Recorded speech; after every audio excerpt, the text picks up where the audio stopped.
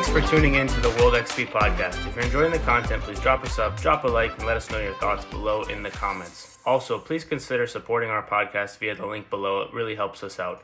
Kevin, welcome back to the show, man. How you doing? Doing well. Thank you so much for having me, Eric. Again, it's always a pleasure. Absolutely. So why don't you for those listening, Kevin's been on the show a couple times. If you want his full kind of backstory and what he does, go listen to those. But do you want to do a quick intro for those listening who are maybe didn't listen to those or aren't going to? Shame on you. Go listen to them. Definitely go listen to them. But yes, let me do the quick rundown. My name is Kevin Readen. I work as a senior game designer remotely at home, but I'm working on an unannounced or recently announced hero shooter, and that's what I do. Very nice. So, a question from the last guest is, what is your why? My why is twofold. One, to provide value to the world around me, and two, to have fun doing it, to learn and grow and be happy as I do that. That's a great answer. That gives us a lot to go on. Um, Define value. Like, how do you define that? And if you were to think of value as, right, there's monetary value, there's um like emotional value, moral Mhm. values. There's a lot of different ways to define that, and you seem to have that answer pretty uh like readily available or accessible in your brain. So for you, I like what are the value, like define value, or like For sure. like what Yeah, do I you mean enjoy like that that? question because I have asked something very similar when I've been in positions to try to find out about what makes other people tick. So, what I usually said was, "Why are you?" And then they would always ask, "Why are you what?" But now I was like, "No, that's the whole question. Why are you?" My so I readily had an answer to the similar question because I sometimes get asked the same question back. For me, value, it's you kind of described it well, is that there are different types of value. So there's no single definition of value. It's just an easy word to kind of describe the concept. But for me, a lot of it is in uplifting others around me. That sounds kind of cheesy, but that can be and that can be monetary, but that's really not my focus. But the idea of doing something nice for someone who didn't necessarily expect or ask for that is a small thing that adds a little bit of happiness to their lives and therefore my life. Um, Providing opportunities for others if I'm ever in a position to be able to do so. Um, you know, provides kind of that. Not that I'm necessarily a huge believer in karma, but kind of that karmic value, karmic energy that I want to make my little corner of the world as fulfilled and engaged as I can. So that's kind of where I find I strive towards that is my value. Yeah, that makes complete sense. The opportunities, there's a couple things that I want to touch on as well from there. Is you said about your little corner. And I think that's super important because oftentimes we were just talking before we started recording about some of the stuff going on in the election and all the stuff going on in the world, and Mm, can become very weighing to think of, oh my gosh, there's something happening in Ukraine, and there's something happening in Gaza, and there's something happening in China or wherever, and all these things, and it can become overwhelming to, and like hopeless almost, or helpless to, mm. like, I can't do anything to like help those people or do anything about that situation. Um, and I think a saying that you hear people say a lot, like control the controllables. Um, and that's super important, I think, because if you are providing, we'll use value. If you're providing an opportunity to somebody in your little corner of the world, or you're providing a nice gesture, or a friendly interaction with like a cashier at a Starbucks, or whatever, that can have a ripple effect that then kind of goes out into the world, like that karmic point to what you were saying. I think it shouldn't be lost on people that you being the best you can be in your little corner of the world can often affect a lot more than you realize than people think that it does. 100%. And if everyone, you know, does what the best they can do in their little corner, that means that every corner is being covered. So obviously, it's not like being nice to the cashiers having a bad day at Starbucks is going to prevent, you know, armed conflict in another part of the world, but it will add a little bit to the world, and it's free to me. It's to be nice. It really doesn't cost anything. Um, so Talk that's to I just that. try to The remember that. talk to the it doesn't cost anything. I think because there are days, and I'm sure you've experienced them as well, where you're kind of like, I don't feel like smiling at this person, or like Hmm. it's a little bit of extra effort to like smile at that person, or instead of just like they hand you your coffee at Starbucks to continue to use that example, you just be like, oh, thanks, instead of like, oh, thank you, like that, like it's a little bit of extra effort, and if you're feeling like today you don't want to do it, it's very easy to spread that negativity as well. Is that something conscious that you, because for me, sometimes it has to be conscious. Like I'll know I'm in a crap mood and I'll be like, okay, the next person I interact with somebody, I can like be like this. And then as soon as I see the person, it's like, hello. And it's not necessarily that it's like fake or anything, but there's no use in ruining somebody else's day with your mood just because Hmm. you're having a crappy day. And they also could be doing the same. For me, sometimes it's conscious, but that took a lot of time. Is that similar for you, or like how do you go about doing that and remembering to do that, or is it subconscious that like you just do it now? No, I think you said it fairly well. I think for me, it's not so much um, subconsciously developing that, but it's developing the tools to recognize what state that I'm in and be able to be cognizant of that as I interact with other people.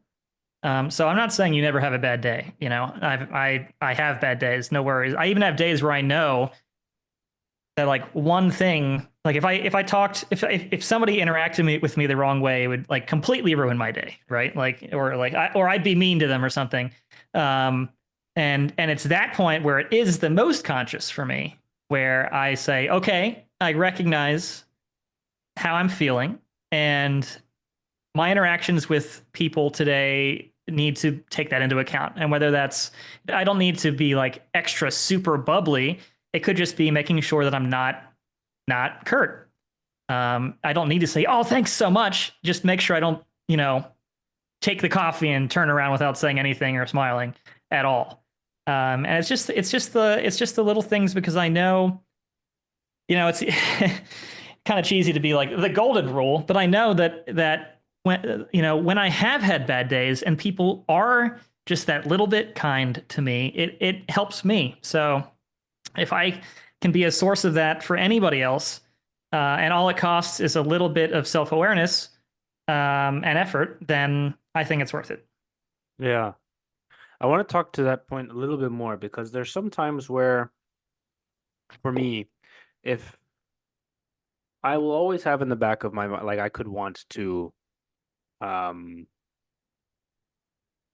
not like I don't know exactly the right word. I I could if I were to not lash out, but like be angry with a person because was in a bad day. In the back of my mind, I would always have like, yeah, maybe in this moment, like I want to be like, what do you mean you don't know how to whatever?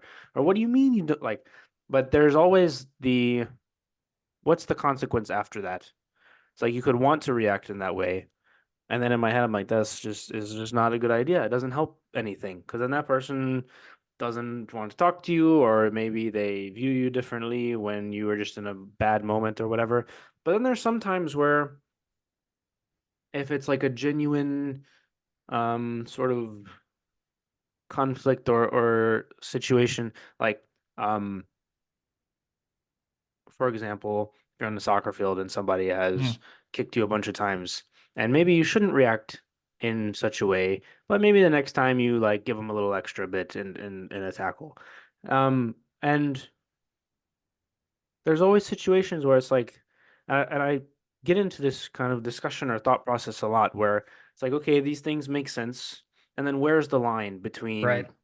it's okay, it's not okay, and how do you define that line amongst human interactions? Hmm. Whether it's you're on a first date and you don't know whether to lean in for the kiss from a, well, I guess from anyone's perspective, really. I was going to say male perspective, but it doesn't have to be that way.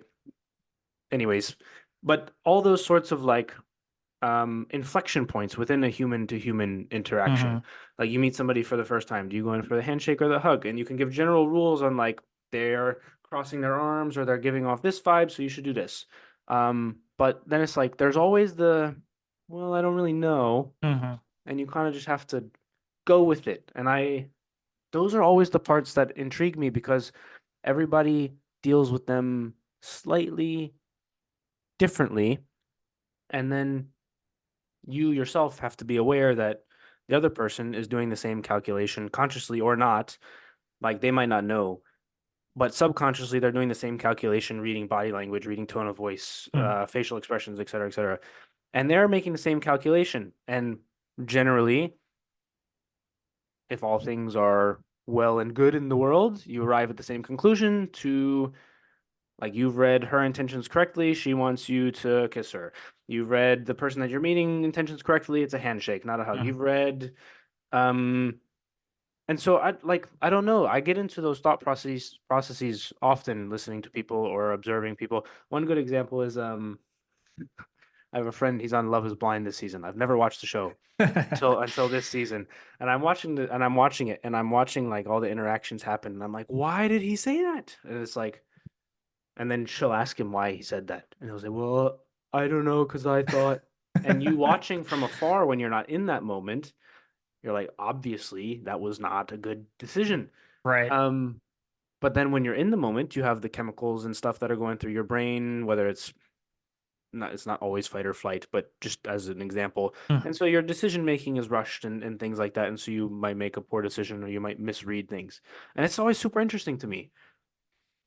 Yeah, it's fascinating. I mean, there are a bunch of points to talk about there, right? Like just, but the biggest one for me is I think the nature of kind of the complexity of human thought and interaction, and it's just super vague to to start with, but it comes into play with psychology and game development and all that stuff. But even just person to person, um, I don't believe in the idea of like an absolute morality. So when it comes to like, where's the line where, that soccer play becomes like you put a little extra in the tackle to find to tell them that you understand what they're doing and you're not happy with it versus like you go in at an angle that you know is going to break their shin. Like there's probably a line there, right?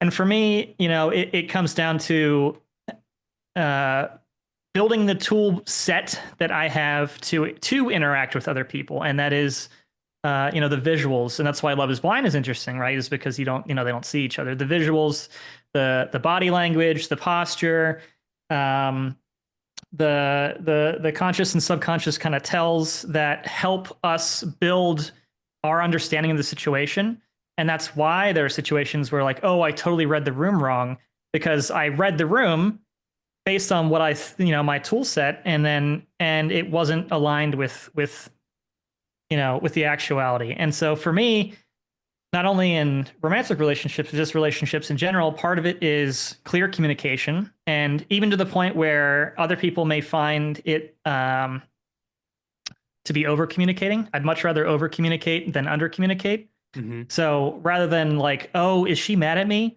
or whatever, like, hey, I'm getting the sense that something might be wrong. Um, am I kind of on the right track there? And if so, can we talk about it? And if it's no, then maybe you're a little embarrassed, like, oh, I guess nothing was wrong. And if it's yes, it provides you an opportunity to mitigate the lack of communication. And I think that's true in other situations too. If it's handshake or hug question, it might be it's only awkward if you make it awkward, right? But you might Yeah. say like, hey, are you a hugger? And they're like, what? No. Like, why would you ever ask me that? And you're like, oh, sorry, that's just the way I am. Haha. And you disarm the situation. But if they say, "Yeah, I love hugs," then you have your answer right there, rather than you going in for the hug and they go for the handshake because you didn't read the situation right. So that's kind of my thoughts on it. I like it's better to you find that line together, and the more clear the communication is between people, the faster and more clearly we define the line. Yeah. I think I also read or heard some, don't remember exactly what it was, whether if it was some psychologist or some I don't remember. But the gist of it was like if you're in a long-term romantic relationship, you and your partner start to come up with your own language, Hmm. whether it's body language cues, like inside jokes, Hmm. references to random obscure TV shows that only you've watched because it's, I don't know, season 3, episode 4 of some old sitcom that like, and you both know what it is. Um, and that's an interesting discernment because I think to your point of like, oh, I'm sensing that something isn't right. Like, are you okay? That can work differently if you're 5, 10 years into a relationship Hmm. versus this is your coworker and you see them like 2 or 3 times a week if you're working remote or like hybrid working and you're like you're not really sure, but and you also mentioned you read the room based off your toolkit. Do you think there's ways to develop that? I haven't. Part of me thinks yes, and other part of me thinks like it's difficult because you have to have somebody be so open with their own communication for you to practice. Like practicing is hard with that Hmm. because it's not really quantifiable unless you're gonna say like I thought that person was angry, but they were sad. And it's like, do Hmm. you count that as a like a win because it's a negative emotion, or did you misdiagnose it? Like as a very um like simplified example. So Sure. I've often wondered that too, because then you also have groups of people. Like you can walk into um like a gathering or whatever, like your friend invited you, but you don't really know anybody else, and like immediately reading the room of like because it's not just one person now, it's like a bunch of people, and that collective vibe is different than like the vibe of an individual. I'm sure that you've been in situations I've been in too where like um like that group of people, you'd be like, I don't like hanging out with that group of people, but one on one, like that fits my vibe better. And that could be Hmm. because me as an individual is more comfortable in a one-on-one setting, or it could be because that group, like they do an activity together that like I don't really like doing, and there's nothing wrong with that, but like as an on an individual level. So that's also a strange dynamic too. Like, is there, I don't know, what do you think about that? I think there are, with that and many other things, ways to improve your own capabilities when it comes to um, understanding. There are, you know, we as people love to label things, to put things in boxes just naturally, and it totally makes sense. So It makes it easier. it makes it easy, it makes it understandable, and it makes it less foreign. So part of that is, for example, like medical diagnoses. Some medical diagnoses have as part of their symptoms list, inability to understand social cues.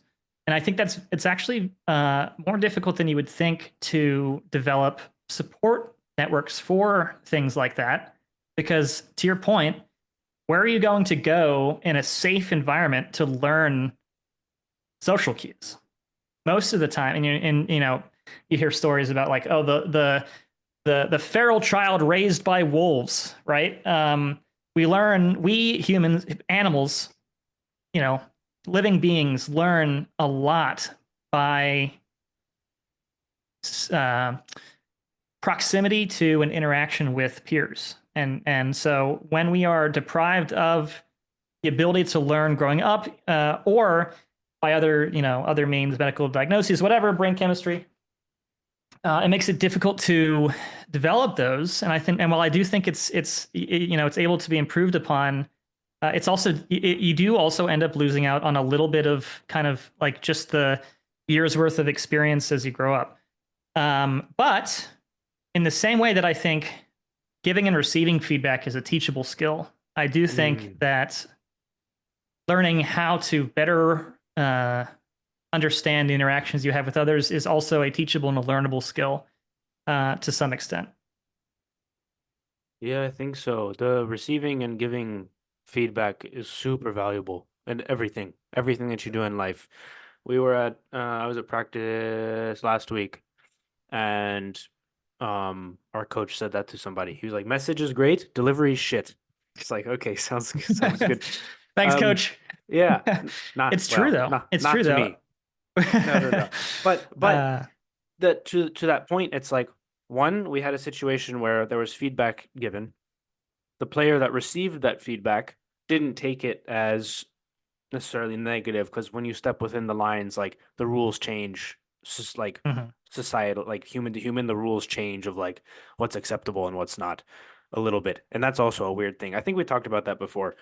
Um, I don't, did we? I think I so. think I don't so. know. Sounds familiar. Um, but then the coach also recognized that the situation, like, yeah, it's practice now, but in a game, if you give the feedback that way, then that could affect um team like cohesiveness Hmm. because it had a negative tone. Um, and I thought all those three things were super interesting because then as soon as he said it to the player was like completely understand, like apologize, and we all moved on and it was fine. But it was immediate, like it happened in probably 30 seconds, less than 30 seconds. Like, next time do this. Marcos. Oh, sorry to say his name. All right, Marcos, welcome to the podcast. Marcos, good message, shit delivery. And the goalkeeper is like, yeah, no problem, I understand. Like 30 seconds, like that. And it's like Hmm. that instant thing. It was from a psychological perspective, is like that's a very good example of learning like an immediate lesson on giving feedback in a better way. Hmm. And also breaking it down from like instead of just saying don't say that, Right. you can Yeah, say and that's the that, but coach say giving it feedback, differently. right? Exactly. Perfect. So it's the coach giving feedback. So player giving feedback, coach giving feedback to the player, player receiving the feedback, and then immediately everyone is incorporating the feedback, right? And it's like And that's super that powerful. yeah, it went perfectly. Super powerful. I mean, in games, a lot of the time, part of my job professionally is to filter and interpret and gain value from feedback from people who aren't practiced in giving feedback. And a lot of Hmm. the times that'll be people who are like, this aspect of the game felt like shit. I hated it. That's not at a base level super helpful beyond okay, there's a negative sentiment towards this aspect. And so part of my job is, coaxing that out. Like, okay, was it something you felt? Is it something unexpected? Like, why did you feel that way? And so what I like about your anecdote is especially speaking in a language that the people understand. And so, if you're just joking around and you get feedback like, "Oh, that pass was terrible. Next time, next time, put it 2 feet in front of me." Was it necessary to say the pass was terrible? And maybe it's okay because, like, you're joking around with your buddies, like, "Oh, you suck, man." But in other contexts, that's not super helpful. But how can I give this feedback in a way that's understood and acceptable within kind of like you said the bounds of the relationship, but still have it be actionable and still have it be able to be received. Like I don't want to receive feedback in a way that deconstruct like isn't valuable to me. And when I give feedback, I want it to be valuable to the other person and in a language they can understand.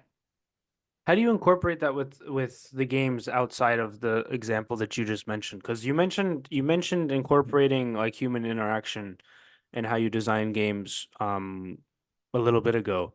So obviously within the game development process itself, you're receiving feedback from the testers or whoever other people that are Mhm. working on the game, and you're giving feedback back to them like, hey, this feedback is good, I need more specifics on this other thing, etc. And there's a dialogue that goes on there. But when you are thinking of um can you what is the game been announced yet? I don't know. Yes. Yeah. In fact, actually, a small plug, we have a tournament coming up later in October. What's the game? It's called Slimecore. Okay, so is it are there like levels, or like is it an online type like Is Overwatch? a multiplayer team-based hero shooter. Okay, so Overwatch is that the good is Overwatch that is also a hero shooter. Yeah. okay? So I don't I don't really play no, those no games, worries. Yeah, so yeah. okay, so like if you're designing a level and a level meaning like a map or whatever, Sure. how do you incorporate those sorts of things? Because I would imagine, and I think we also talked about this before with there's a term that you use, but it's like generally A button does this and right trigger does Mm, this, and right. um, but for playability within, like once you get the buttons down and that's what you're doing, the playability of the maps, and you're like, okay, there's a team of what is it, four or five? We have 4 teams of 3. Okay, so you have four teams of three, and you're setting up a map in a certain way where it's like this would be conducive to like how do you do that, or like what's the process like? Sure. Yeah. Does that make sense? I think so. Okay. So when it comes to, there are certain things that there have been kind of good practices that have been built up over, a lot of iteration and a lot of time and a lot of people working on it. So the idea of, like, for instance, sight lines. If you have a sight line that's very open, then characters with long range will be able to excel at that sight line. And so when you're building a map, part of it is how does the geometry of the map complement or mitigate certain types of gameplay. And so that's somewhat of a harder skill as opposed to a soft skill, where, this close range map, for example, will favor shotguns versus snipers, right? And on the feedback side, a lot of it for me is homing in rather on what aspect that players find most enjoyable, and broadening that. So, like, here's a bunch of really cool ability ideas. If somebody or some group of people gravitate towards, like, oh, I love the fire ring, then maybe that character has, maybe the fire ring is the new character's passive, and we lean into that, and every other ability plays around interacting with this fire ring, and it's kind of that back and forth, like, oh, you know I feel like this does too much damage, I feel like it does too little damage, I can't hit anything with it, it's too small, I can't tell when it's happening, and all of those things are valid feedback that I need to hear, so that not all of it is actionable, or like, oh, the sight line is too long, I can't ever get close enough to the objective. Not all of it is actionable, but if it aligns with what we're trying to do, which is like find the fun, then, which is different for every person, but then you end up kind of homing in on that aspect. And I think that's where you get a lot of value on kind of the iterative feedback portion. Yeah. Do you have ways to incorporate, for example, the example that came to my mind was like, are there objective based things in that game, or is it most like how does it Yeah, we work? kind of have a hybrid. So we can test an objective, and then that objective goes towards like a payload style end. And Hmm. then there are some secondary objectives that you fight over while fighting over the payload that's constantly moving. So a couple of different objectives, yeah. Are there ways? I think maybe what I was trying to get at was, are there ways that you or the other designers have been able to incorporate? Hmm. Let me see if I can word this. Maybe I'll just like throw it out in a very raw form, and then we can like work with the Sure. idea. So there's certain ways that, for example, um, teams would work better than others. Not Hmm. necessarily with ability, like the abilities in the game. Um, like if you have a different combination of power-ups or whatever. Hmm. Like not so much that, but like um if a map would be conducive to, say, like one person can sit on the objective that we just won, and you can have one person go over there because there's a choke point, and like there's ways that would be more beneficial, like there's ways that people would communicate and see a map, and like to reward that or not reward that based on like playing the like there's certain people that are very good at like running around and seeing somebody and pulling the trigger because the reflexes are super fast. Right.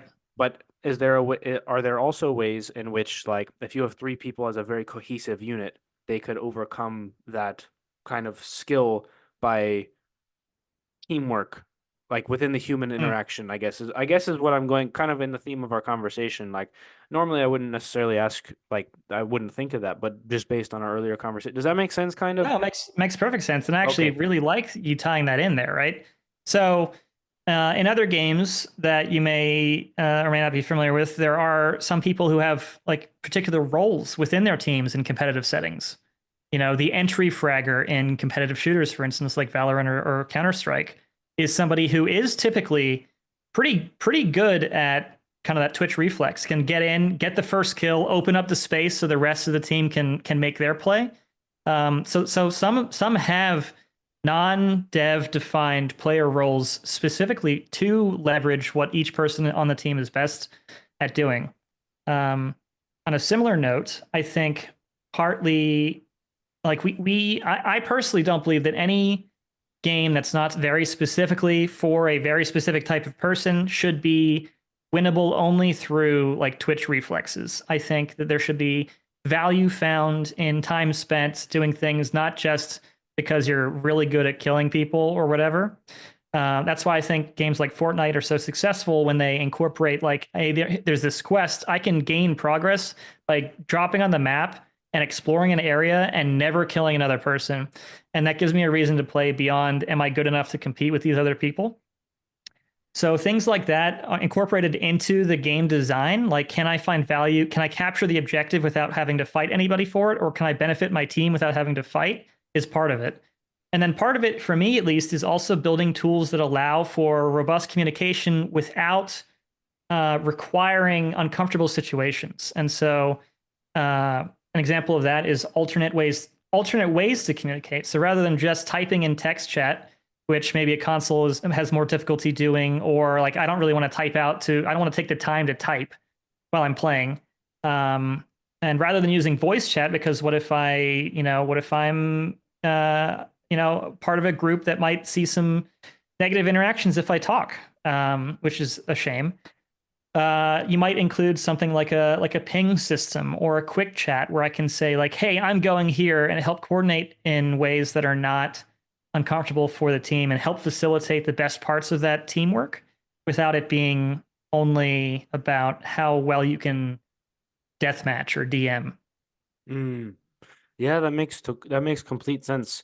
Um, I mention this every time we talk Age of Empires. But when you talk about the alternate community, they have like a little like flare thing that you can put on the map, and then just you click enter and you say like go here, and it's like very simple. Um, and then by the same token, when you play like a 3v3, you can have somebody who's really quick at the game and good at the game, but if your team has a better strategy, you can still win. You can overcome that. Um, so that's super interesting to hear because there's so many things to consider going into like what makes a Mm, good game and not a good game. And once you start to play, or and you go on the internet and you see like that thing is overpowered. Everybody's using right, this. Like you see this in FIFA often in other games, I assume as well. Or this type of animation is broken, or right. this map, like you can only win by doing this because for whatever reason, when you stand here, this thing works better. Like all the like random things.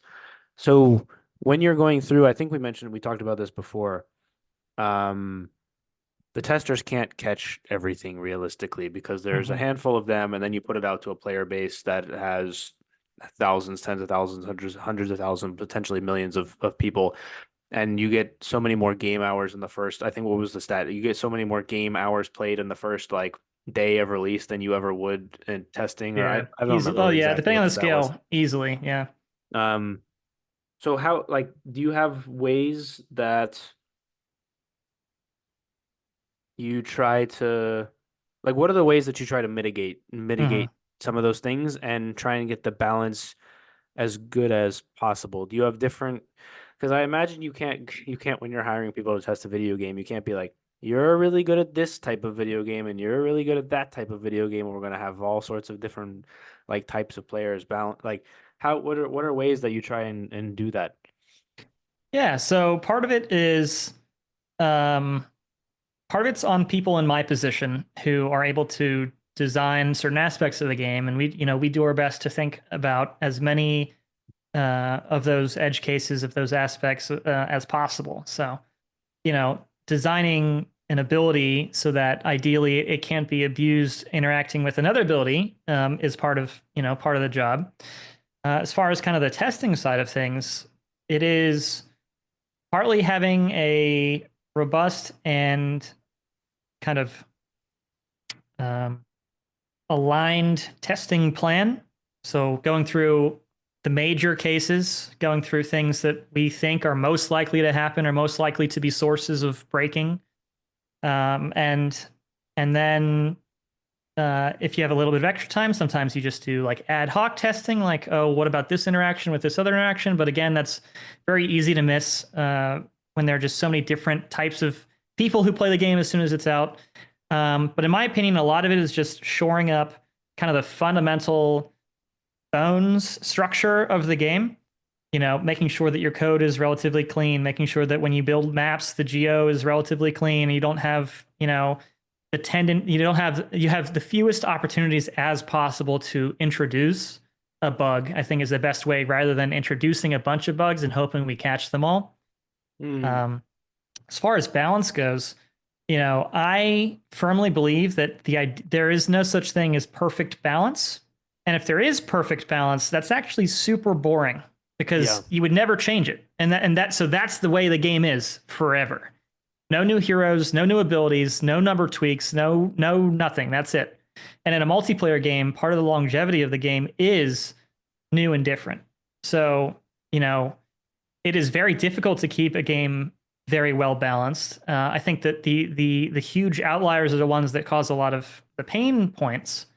But a balanced game is also a game that is iterated upon and sees things change. So the hero who's super strong one patch gets the nerf bat or whatever, gets nerfed the next patch, and that's okay. A new hero suddenly becomes the strongest hero, and they're either nerfed or other heroes are buffed or whatever it is, so that there's always something different. And as long as things are for the majority within kind of accepted limits, then I think that that's where we find the health of that balance. Yeah, that makes sense. So okay, so you do all these things, game goes to release, and now you're getting feedback from outside world. Mm-hmm. Some of it inevitably will be not very helpful feedback Correct. and also borderline, I'm sure, or maybe not even borderline, rude or Oh no, hurtful.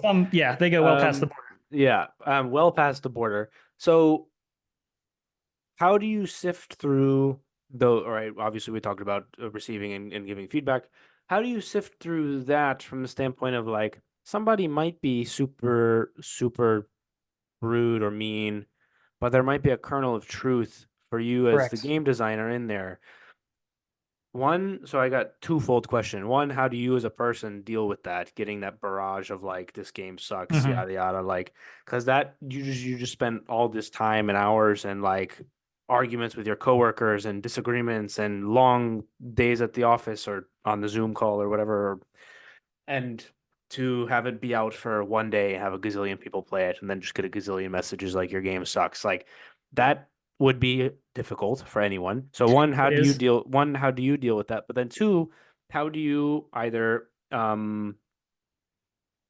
compartmentalize or how do you kind of sift that aside and then find like the kernels of truth that are in there and be like, yeah, we actually should really change that because of blank, blank, blank, and blank.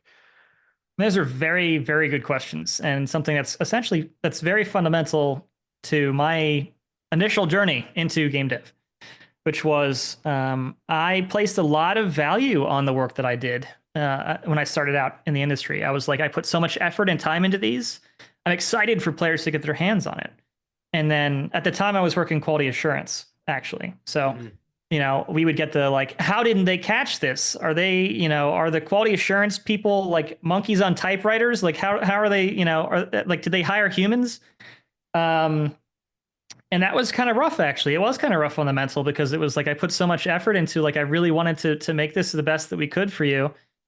and then we get all this negativity. So one of the very first things I learned in the industry, especially as a game designer, is to divorce the sentiment from the feedback. Mm. And so the sentiment is, I hate your guts, you should lose your job. The feedback is, I had a negative experience with insert aspect of the game here. And so as a designer, a lot of it was just training as far as the sentiment goes to say, I understand that the feedback I'm getting is not necessarily indicative of everyone.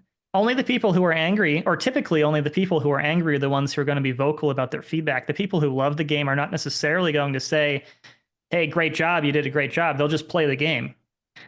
Um, so being able to hear that feedback without taking it personally is something that I did learn. I had to learn. Did And you have so somebody help you, like on your team, or was that more of like you had to go through that journey yourself? I received support, but not like explicitly. It was more like commiseration. I could say like, oh, to my teammates, I might say like, oh, if it feels kind of bad getting this feedback. They might say, oh yeah, no, don't, we understand. Don't worry about it. So it wasn't necessarily like a, hey, Kevin, I'm going to help you. But the support network, everyone, all the game developers making the game are in the same boat, right? Like we want to make the best game. So that support network was useful, but it was something I had to learn myself. And as far as the kernel of truth, it's very true. Uh, Even the most heinous feedback can be useful, right? Oh, this champion's trash. They this, that, or the other. They deliver it in a very negative manner, Marcos, or whatever. Yeah. But there's still, there's a negative sentiment surrounding this aspect of the game, and we can evaluate, like, are we hearing similar things? Even if they're less mean across the board, maybe that means that there's something that we need to look at there. And so pulling out, like, okay, what aspect are they talking about? Why are they feeling? What are they feeling, and why are they feeling this way? Is valuable. You have I don't really know what well, I was gonna ask if you have mechanisms to like bucket those. Like, okay, we've got 50 comments about this champion and we've got 40 comments about this one map, but I figured that would probably be you do have that. Yeah. Um, huh. So how long did it take you a while to get adjusted to that? Or like would you say now were you ever dreading the release of a game? Like after you experienced it the first time, were you ever like, oh, I don't know, like I think it's a good game, but I don't want the game to go out because I don't want to get the messages? My experience has been on live service games, which means, we put updates out rather than whole Ah, okay, games. sure. So it was, every 2 months we would have a release. Were you ever Um, like dreading those though? yes, there were times. I think it took me over a year, although probably not too much longer, to kind of learn how to deal with that.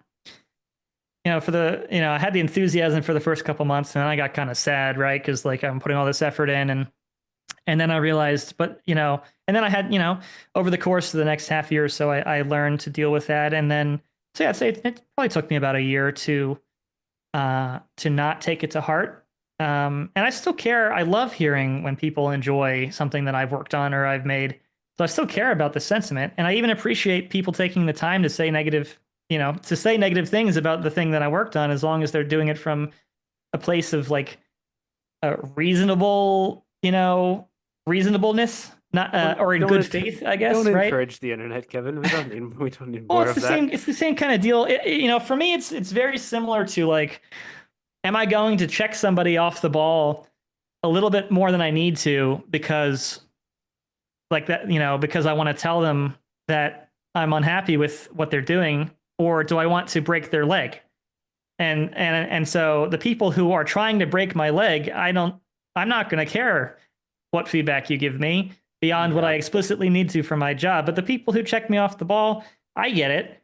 We all get a little frustrated, and as long as you're like, at the end of the game, you say "good game, man," and walk away, then I'll listen to your feedback. Yeah, fair enough. That makes sense.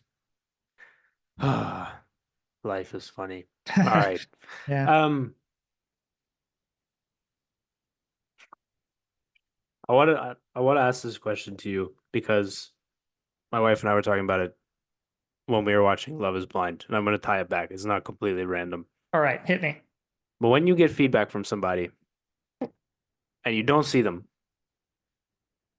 like the concept is wild.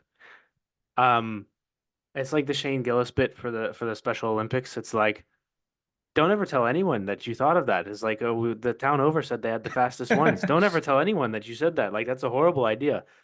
Like the concept is wild for the show. It's like you're gonna get married to a person you've never seen them, like physically seen them.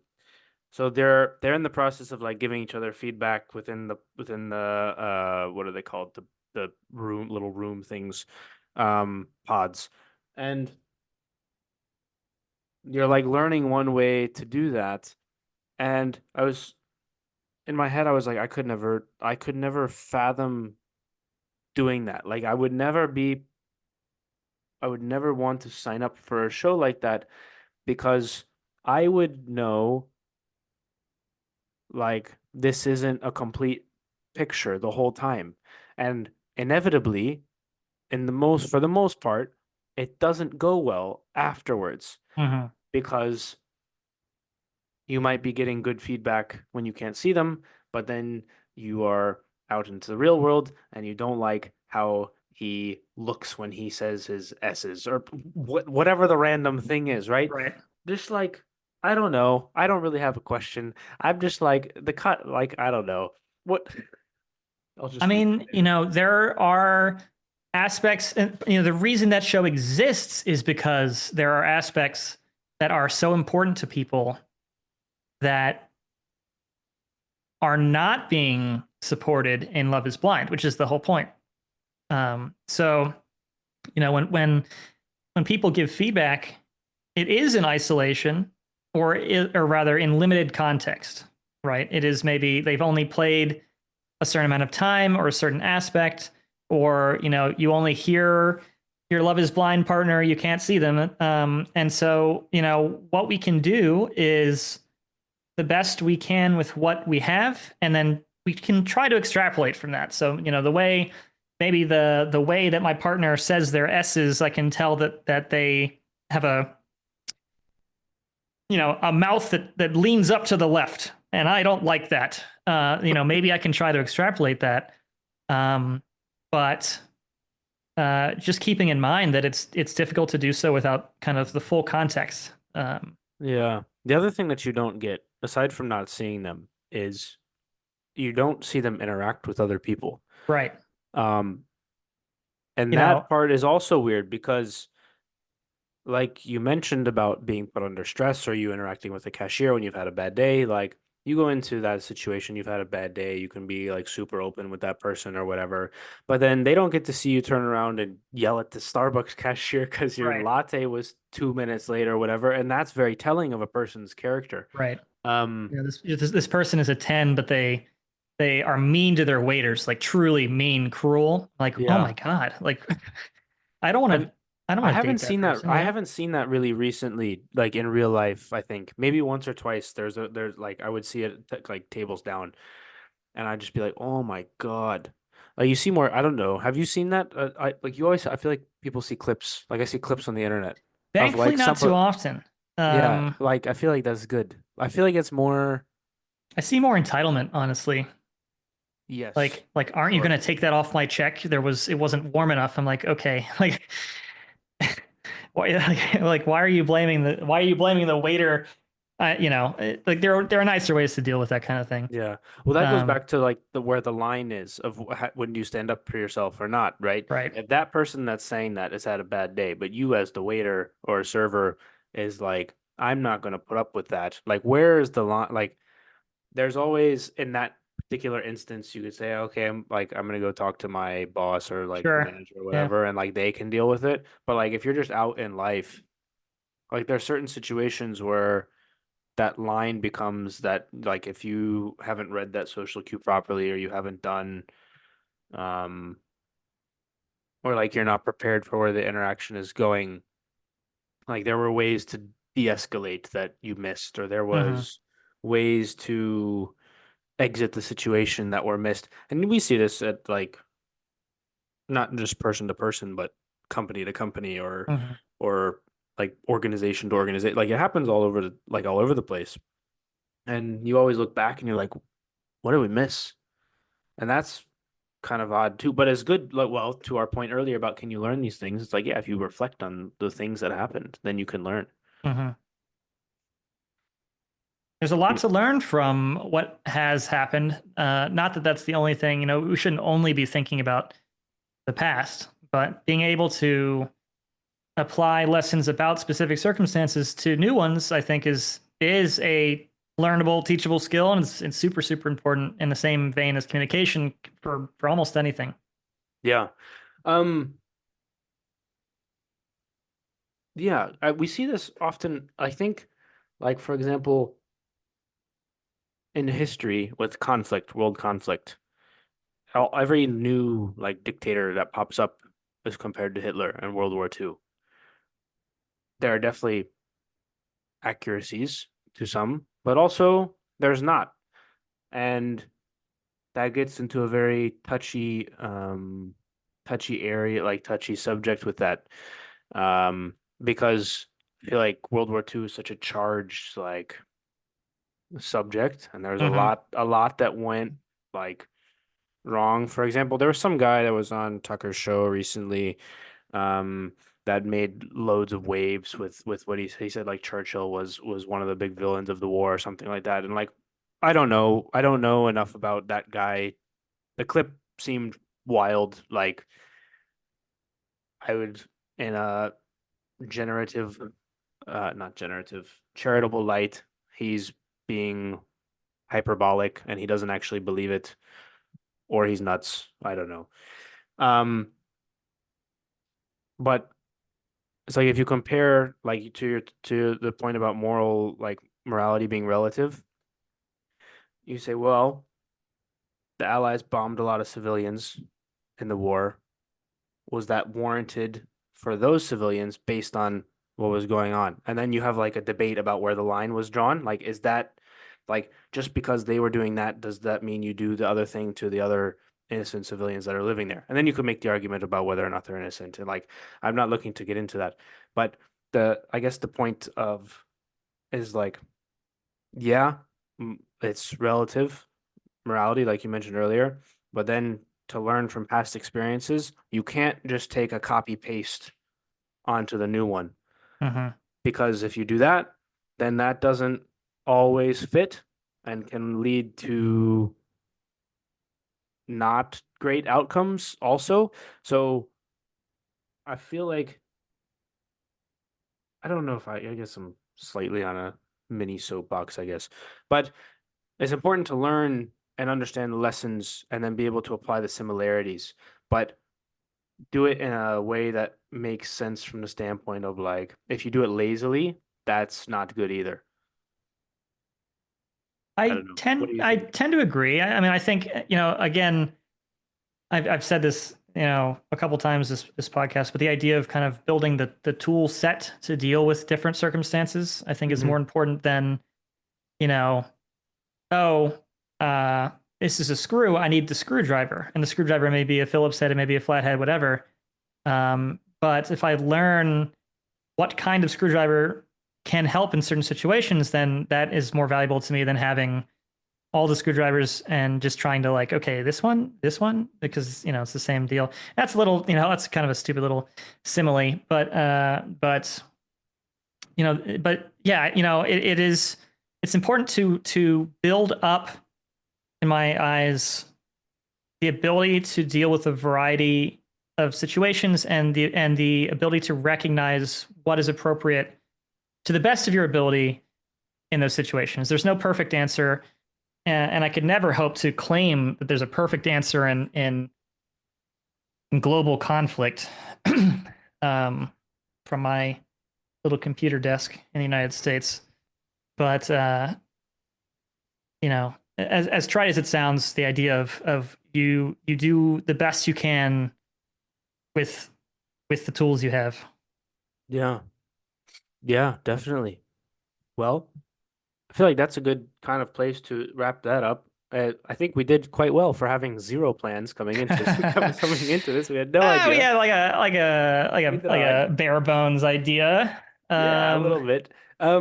Talk to the people about, okay, actually remind me, so actually I'll look this up, but tell the people about the game and that's coming out and when is it coming out and how can people get it and play it and all those things and why they should get it Yeah, because you worked on it so obviously.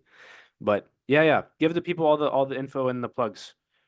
for sure. So if you're interested, the game I'm working on is a four teams of three competitive hero shooter called Slimecore.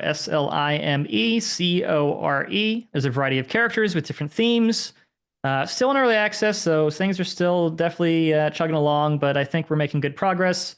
You can find us, I believe, if you Google Slimecore. I can also provide Eric a link to the Discord, community Discord. We have a podcast, or podcast. We have a community Discord and a tournament later in October 2024, so a couple of weeks from now. And then, frequent or periodically after that, we'll be releasing new builds kind of available to the public. And I think early next year, we aim to have it be consistently populated just 24/7. So Very nice. Yeah, I'll definitely put the link in the description. Are you still streaming at all or not not very really? often. I want to get back into it, but not right now. Okay. So, do you want to plug it or leave it for now? Sure, I'll plug it. You can find me on Twitch at Nico Ergo Sum, SNECOERGOSUM. I also, at one point, will make YouTube videos, same YouTube handle. I'll give those links to Eric as well. But Perfect. my deal is I just like making content. And if it resonates with you, that's awesome. Come hang out with me. If not, no worries. Just don't, break my leg. It's the virtual leg break. What was the other thing I was going to ask you? Oh, last March, or maybe the March before, you were doing a fundraiser. Are you going to do that again this coming Every year. every year? Absolutely. Talk to the people about, and we'll probably, well, I don't know if maybe you hate me after after this conversation, so you're not coming back. No, I'm just kidding. We'll probably get you back on, and I would around then. I think we did that last year. But tell the people about the fundraiser, and then we'll talk about it more next time Sounds you're on. good. But yeah, tell the people what that is as well. Yeah, same deal. I'll give a link to Eric, but I participate in a charity called St. Baldrick's. Every year, I have my head shaved, myself and a bunch of other people all around the country, to raise money for childhood cancer research. Cancer, I lost my grandmother to cancer. It's a topic that's important to me. So I shave my head for good cause, and it's really easy showers and really cold outdoors for a little bit, but it's a good cause, and I enjoy doing it. Awesome. Perfect. Any last nickels before we get you out of here? No, besides, I hope you enjoyed listening to this episode. It's always a pleasure to be on here with Eric, and hopefully you took something away. Yeah, exactly. I don't even have to do the outro anymore. Like, subscribe, Oh, I didn't mean all to that steal that stuff. from you. Uh, thanks for watching, guys. As always, we'll see you guys next time. Check the links out in the description. Do I need to ask a question for the next guest? Or? No, they don't get to know. It's a surprise. Oh, yeah. Always, Okay, okay. always a True. surprise. True.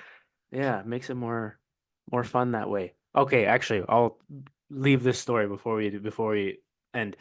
It was I did not let somebody know.